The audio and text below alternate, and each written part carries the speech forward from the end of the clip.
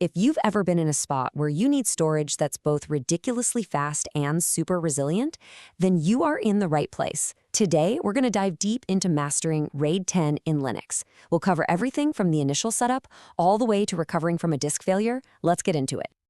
So here's the classic dilemma for any sysadmin or DevOps engineer, right? You need lightning speed for your apps, but you absolutely cannot sacrifice data safety.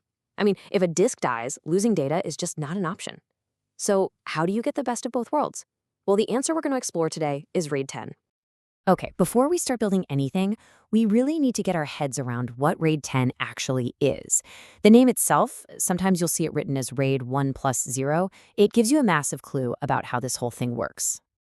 At its heart, RAID 10 is a hybrid, a mashup of two different ideas. So think of RAID 1, mirroring, like having two identical copies of a book.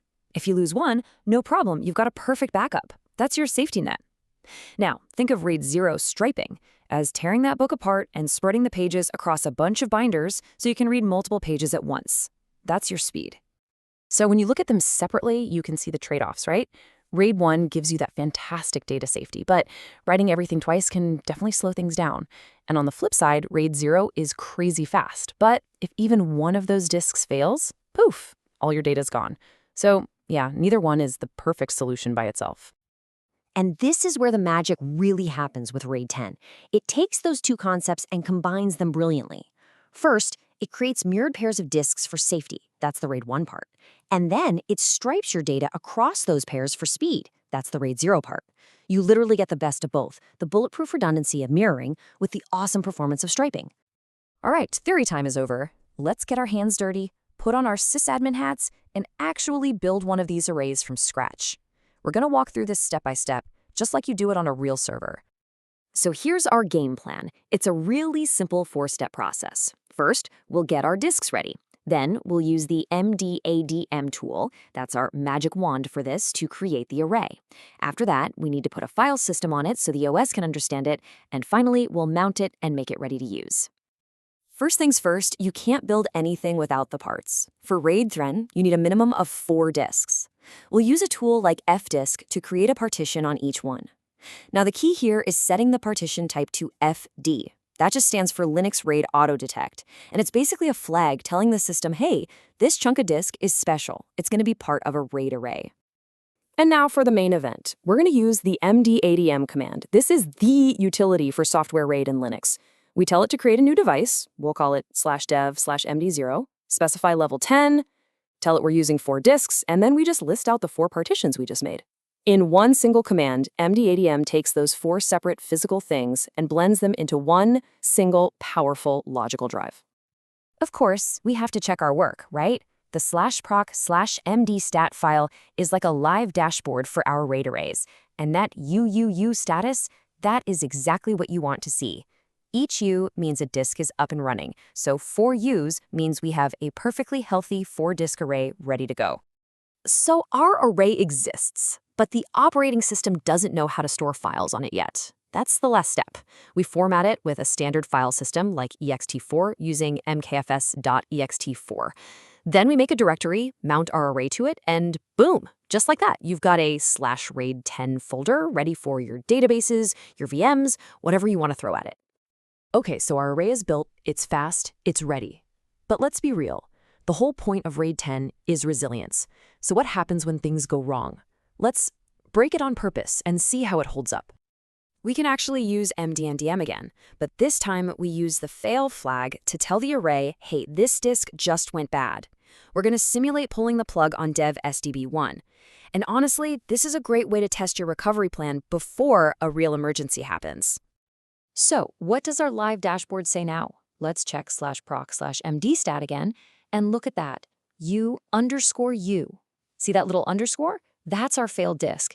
It's a visual cue that something's wrong. The array is now in what we call a degraded state. But, and this is the beautiful part, the system is still online and all of our data is 100% safe and accessible. This is RAID 10 doing its job. So, how much of a beating can this thing really take? Well, there are rules to it. You can actually lose multiple disks as long as you don't lose both disks from the same mirrored pair. So if you lose a disk from the first pair and a disk from the second pair, you are still online.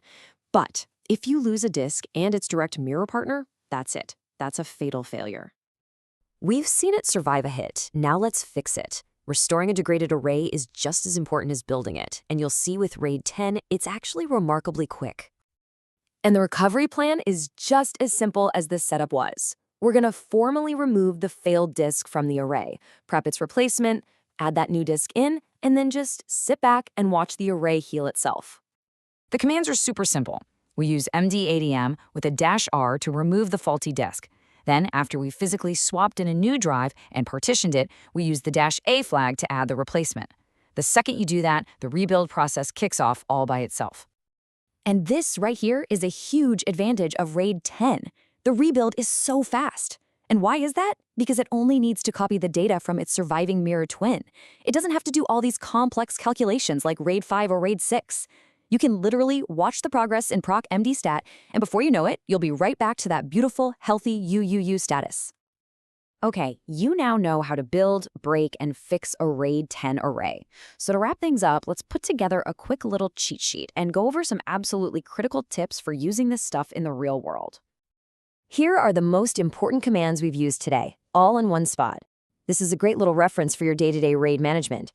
Create, fail, remove, add, and check status. These really are the essential tools in your software RAID toolkit. Now let's talk strategy, because the commands are only half the battle. For real-world resilience, you don't want to put mirrored disks on the same controller or power supply. That's just asking for trouble. You have to monitor the array's health constantly. When a disk fails, replace it immediately. Don't procrastinate. And finally, please practice this failure scenario in a lab so you know exactly what to do when it happens for real.